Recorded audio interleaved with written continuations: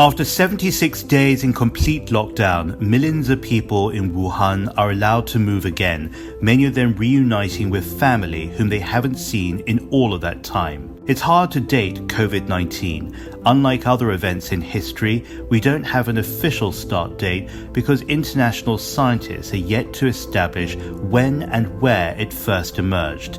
Until then, we can't fully understand the epidemiology, nor can we work with full knowledge towards treatments and vaccines. But I think of COVID-19 in terms of January 23rd, the day when 60 million people in Wuhan and neighboring cities began to retreat into their homes for the safety of their communities. As the emergency in Wuhan now subsides, there is space to explore the timeline leading up to that point. For China, it began in late December of 2019 when the Wuhan Center for Disease Control and Prevention detected cases of pneumonia of unknown cause. On December 30th, a chain of reactions started when the Wuhan Health Commission urgently informed the medical institutions under its jurisdictions and telling them to appropriately treat these patients.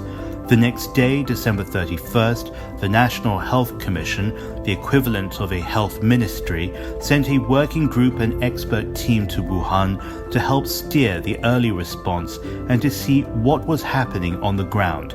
The public was put on alert, they were told to stay away from large gatherings and to wear face masks if they were outside their homes.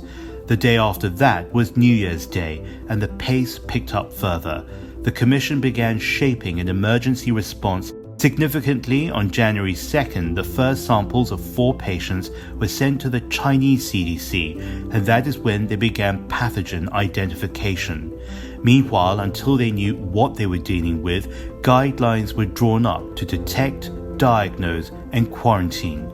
There have been new developments every day since then, a reflection of the growing crisis, but with more cases and thus more data, they adapted and innovated according to the knowledge they were gaining. On January 3rd, China informed the World Health Organization. By January 5th, scientists in Wuhan ruled out respiratory pathogens. It wasn't influenza, it wasn't avian influenza, nor was it MERS nor SARS, a similar but not identical virus. All of this happened in the first few days, and every day counts in a fast-moving outbreak. Scientists in China were quickly able to share the genome sequence with WHO, which is then published on a global open platform, allowing international scientists to access the data and to get to work. I've heard many different words used to describe COVID-19, from smart to cruel to savage. But in my interviews with leaders shaping the response, many of them have spoken about the openness and togetherness that characterizes their collaboration. It's April 2020, and we don't yet know how this story will end, but we know more about the earlier moments, the chronology, and the ability that allowed the best in science everywhere to give us the best chance to live. We thank them and we salute them.